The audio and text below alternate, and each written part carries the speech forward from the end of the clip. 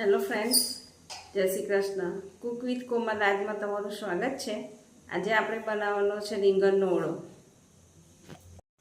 આ જો આપણે ઓળાની તૈયારી કરી દીધી છે. આ છે લીલી ડુંગળી, અંદર થોડું લીલું લસણ મિક્સ કર્યું છે અને થોડી સૂકી ડુંગળી.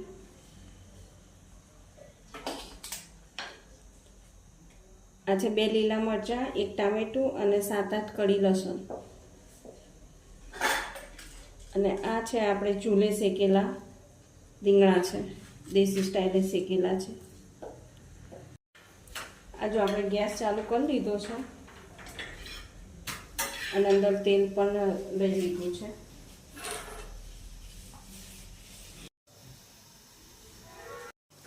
આ જો આપણું તેલ આવી ગયું છે.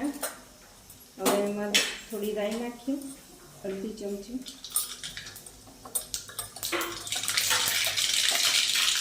અડધી ચમચી જીરું, થોડી હિંગ,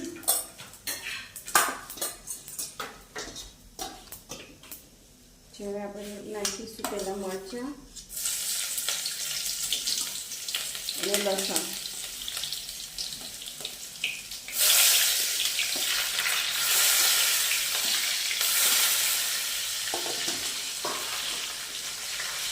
લસણ મરચાં થોડા શેકાય પછી આપણે ટામેટાં એડ કરીએ.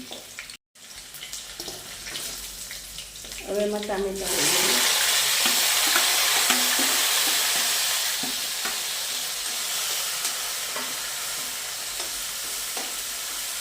ટામેટાની સાથે જ લીલી ડુંગળી શેકાવા મૂકી દઈશું.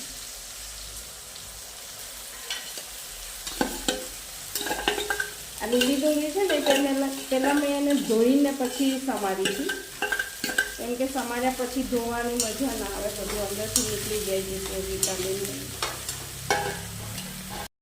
મિક્સ થઈ ગયું છે. હવે આપણે એમાં મીઠું લઈ લઈએ, થોડું મીઠું જરૂર પ્રમાણે.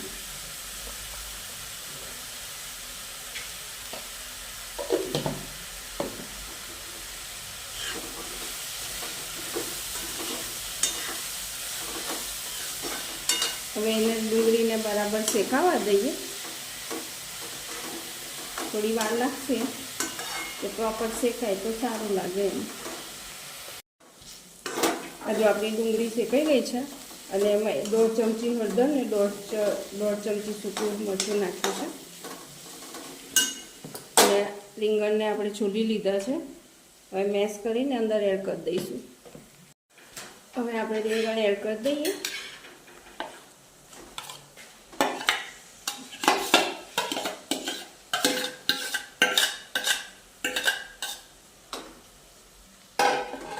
મિક્સ કરી લઈએ.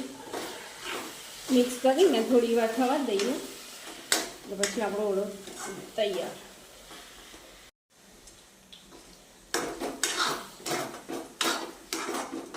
આ જો આપણો ઓળો રેડી થઈ ગયો છે. હવે એમાં થોડા ધાણા ભભરાઈ દઈએ તો ફાઇનલી આપણો ઓળો તૈયાર.